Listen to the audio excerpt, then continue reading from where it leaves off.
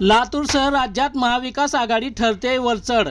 लातूर 10व्या फेरीत काँग्रेसचे डॉक्टर शिवाजी काळगे 23,212 मतांनी आघाडीवर। सोमवार दिनांक 4 जून 2024। मराठी न्यूज लातूर। मतदारसंघात काँग्रेस महाविकास लोकसभेचे आघाडीचे उमेदवार डॉक्टर शिवाजी बंडप्पा काळगे यांनी 10व्या फेरी अखेर 23,212 मतांनी आघाडी घेतली आहे।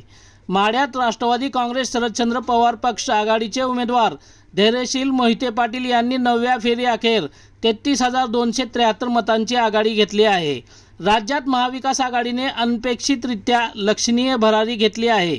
48 पैकी तब्बल 28 जागांवर आघाडी घेत महाविकास आघाडीने आपली ताकद दाखवून दिली आहे। भाजपला मात्र 19 ठिकाणीच आघाडी मिळत असल्याचे सध्या चित्र दिसत आहे।